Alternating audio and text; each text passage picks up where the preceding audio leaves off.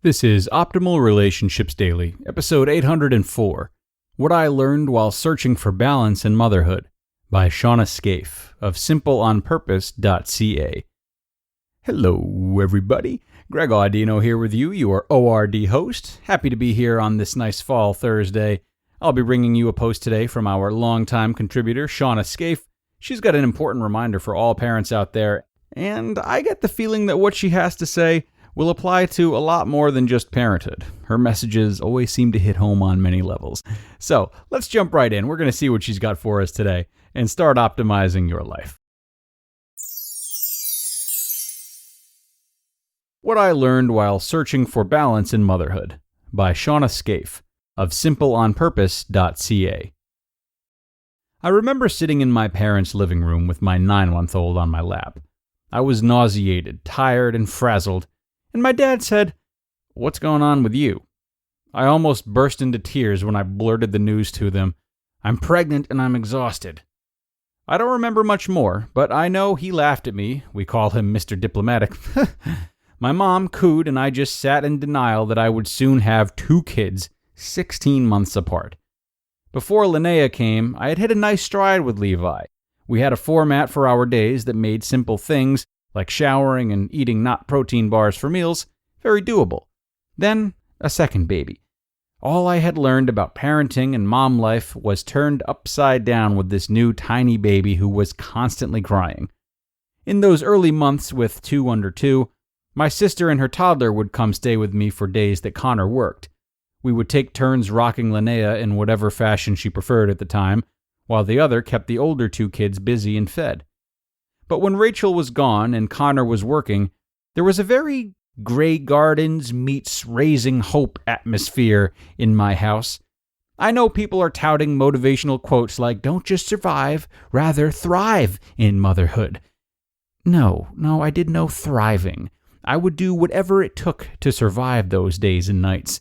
Non-stop Netflix streaming, goldfish crackers laid out on the table for independent toddler grazing, me wearing whatever clean PJs I could find, and lots of coffee and protein shakes while I welled up with exhaustion and anxiety being held hostage by a crying baby. I felt like I couldn't get anything done.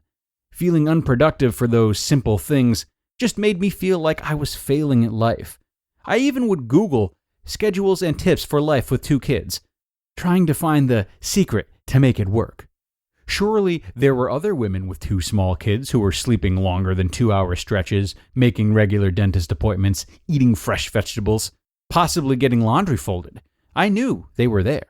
They showed up in colorful squares on my phone with cute captions and top knots, and they were refinishing furniture and drinking Starbucks. What was I doing wrong? The same thing I've done for much of my life, trying to make the situation something that it's not. Specifically, fighting this gritty season of motherhood, trying to force my idea of perfect without stopping to appreciate that perfect doesn't exist this side of heaven. All that time I spent searching for the trick to making it all work, all the information I would seek out on finding balance, all the put-together moms I would corner in the grocery store parking lot shaking them down for answers. I found the same answer. There is no balance with young kids.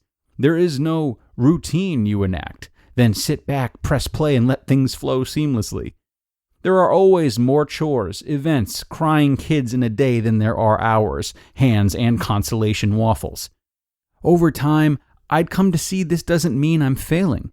It means that we aren't meant to do it all. Rather, we are meant to make choices about how we spend our time and energies. There is freedom in letting go of the notion of balance. You hear me? Freedom. Because then that means I can be the mom I am meant to be, rather than aim to be the sum of all the other moms I compare myself to. Because it isn't a competition, and it isn't realistic. We can't measure ourselves by looking at all the things everyone is collectively doing with their day. We have to choose what we want our own day to be. Maybe you are ready to let go of trying to be the sum of all mothers.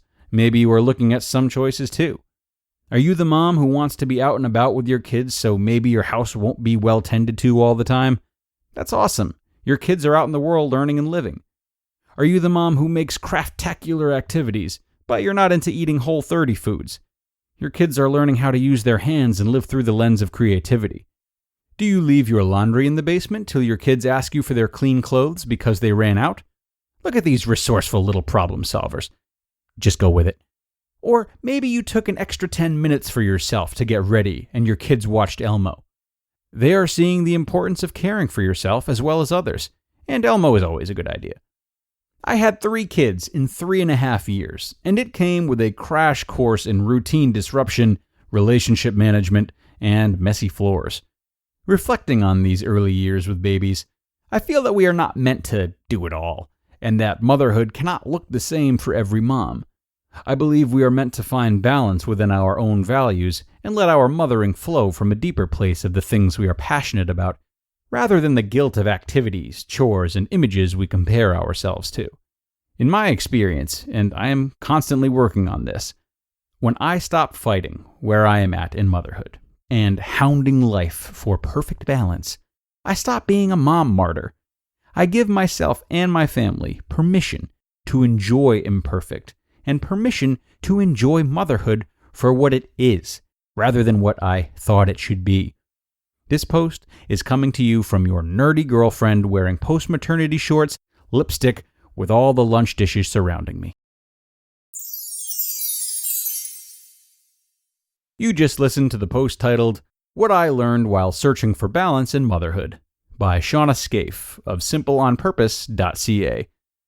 Now, brides, grooms, all, do you know the biggest problem with suit and tuxedo rental for your wedding day?